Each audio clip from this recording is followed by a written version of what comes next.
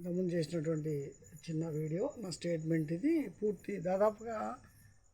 పూర్తి వాస్తవాలతో కూడినటువంటి స్టేట్మెంట్ని నేను సమాజానికి తెలియజేయడానికి అవసరం ఏర్పడ్డ కారణంగా నేను ఈ వీడియోస్ తోటి మేము ముందుకు రావడం జరుగుతుందండి. నా పేరు ఇంతకుముందు చెప్పాను. ఈ ఫేస్బుక్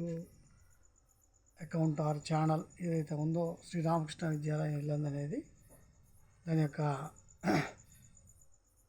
పూర్తి యాజమాన్య హక్కులు కలిగినటువంటి ఏకైక వ్యక్తిని, పూర్తి బాధ్యతని chairman and correspondent of Sri Ramakrishna విద్యాలయం ఇల్లందు అంటారండి. అంటే ఈ ఒక పాఠశాల వాస్తవంగా 1973లో స్థాపించబడినటువంటి ఒక చిన్న పిల్లలకి ఇల్లందు సింగరేణి కాలనీస్ ఏరియాలో మరి విద్యార్థులకి విద్యా బోధన గావించడానికి కానీ ఆనాటి govt high school head master మరియు తర్వాత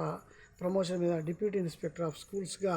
ప్రమోషన్ పొంది ఈ ఇల్లందు పరిసర ప్రాంతాలకి ఏజెన్సీ ఏరియాలో మన సింగరేణి కాలేజ్ ఎంప్లాయీస్ ఉన్నటువంటి ఏరియాలో ఒక ఇంగ్లీష్ ఉపాధ్యాయుడిగా, ఒక high school government high school ప్రధాన ఉపాధ్యాయుడిగా ఉంటూ అప్పుడున్నటువంటి తాలూకా కేంద్రాల్లో డిప్యూటీ ఇన్స్పెక్టర్ ఆఫ్ స్కూల్స్గా ప్రమోట్ అయ్యి ఇక్కడ విద్యా సంబంధిత సేవలు అందించినటువంటి గోవిందం లక్ష్మీ నరసింహస్వామి గారు వారి కుటుంబ సభ్యులు, బంధుమిత్రుల సహకారంతో ఇల్లందు పట్టణంలో స్థాపించబడినటువంటి పాఠశాల, దానికి అనుబంధమైనటువంటి విద్యా సంస్థ ఏదైతే ఉందో సొసైటీ, అది Sri Ramakrishna education and temple society. ఇది రిజిస్టర్ కాబడినటువంటి విద్యా సంస్థ అండి. 1974లోనే సొసైటీస్ రిజిస్టర్ హైదరాబాద్ వద్ద రిజిస్ట్రేషన్ చేయబడింది. Registration number 353 of 1975. ఆ తర్వాత ఇంగ్లీష్ మీడియం పాఠశాల ఈ ప్రాంత విద్యార్థులకు ఇంగ్లీష్ మీడియంలో విద్యాబోధన గావిస్తూ మరి చాలా కాలం పాటు నిర్వహించారు. మరొక పక్క ప్రభుత్వ ఉపాధ్యాయుడిగా మరి ప్రభుత్వ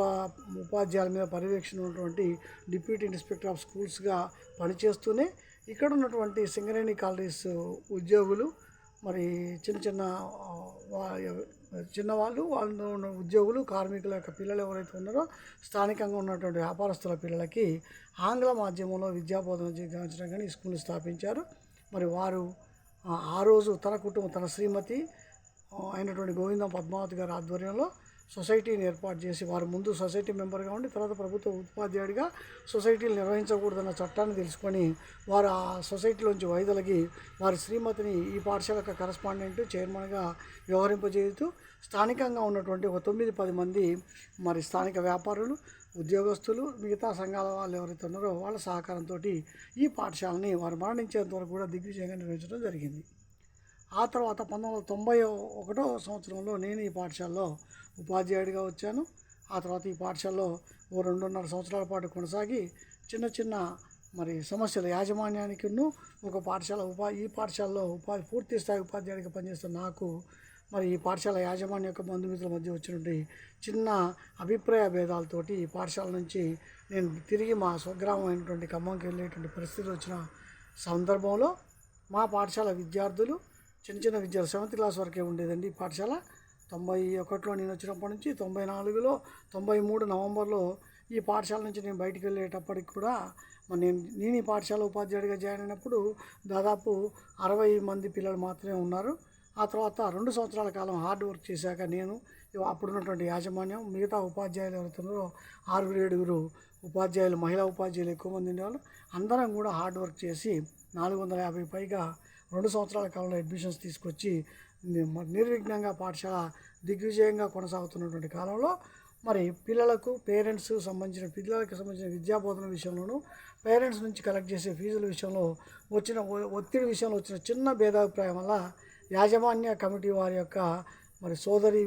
వారి యొక్క నాకు వ్యక్తిగతంగా జరిగిన సంభాషణలో భాగంగా ఈ పాఠశాల యాజమాన్యం వారి యొక్క బంధుమిత్రులు, సొసైటీ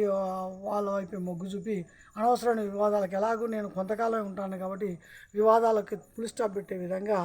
మరి వారు నిర్ణయం తీసుకునే క్రమంలో నేను ఈ పాఠశాల నుంచి బయటికి రావడం జరిగింది. అటువంటి సందర్భంలో ఇక్కడ ఉన్నటువంటి స్థానిక పేరెంట్స్ వాళ్ళు నా మాటలతోటి నేను చెప్పేటువంటి చదువుకి అట్రాక్ట్ అయ్యి మరి చాలామంది పిల్లలు వచ్చిన కారణంగా వారందరూ 7th class, 6th class, 5th class ఇలా చదువుతున్నప్పుడు పిల్లల్లో ఉన్న అపేక్ష దృష్ట్యా అకాడమిక్ ఇయర్ మధ్యలో వెళ్ళకూడదు సార్, మీరు మా ఇయర్ ఎండింగ్ వరకు ఏప్రిల్ వరకు ఉండండి, మేము సార్తో మీ స్కూల్ యాజమాన్యంతో మాట్లాడతాము, ఇక్కడే కొనసాగన్న క్రమంలో మరి వారు 2-3 సార్లు చర్చించి యాజమాన్యంతో చర్చించి ఆ యాజమాన్యం వారు పెట్టిన కండిషన్స్ ఈ పాఠశాల విద్యార్థులకు తల్లిదండ్రులకు కూడా నచ్చక వారు కొంతకాలం ఇక్కడ నాకు వాళ్ళు షెల్టర్ ఏర్పాటు చేసి ఒక 3 గదులు ఉన్నటువంటి విశాలమైన గదులు ఉన్నటువంటి ఒక భవనాన్ని ఆర్సీసీ బిల్డింగ్ని మరి కిరాయికి ఇప్పించి తక్కువ రెంట్ తోటి కేవలం 350 రూపాయల రెంట్ తోటి 3 గదులు ఉన్నటువంటి ఒక పెద్ద ఆర్సీసీ బిల్డింగ్ని రెంట్కి ఇప్పించి అందులో నేను ఉండడానికి మరి వసతి కల్పించి వాళ్ళ పిల్లలందరినీ కూడా నా దగ్గరికి చదువు కోసం పంపించారు. ఆ విధంగా నేను అక్కడ ఉన్నటువంటి 7th క్లాస్లో ఉన్నటువంటి 52 మంది పిల్లలతో ఈ స్కూల్లో ఉన్నటువంటి వాళ్ళు దాదాపు మరి 38-40 మంది నా దగ్గరికి వచ్చారు అకాడమిక్ ఇయర్ మధ్యలో నవంబర్ నెలలో. అప్పటి నుంచి ఏప్రిల్లో వాళ్ళ ఎగ్జామ్స్ అయిపోయేంత కూడా వాళ్ళకి అన్ని సబ్జెక్టులు బోధిస్తూ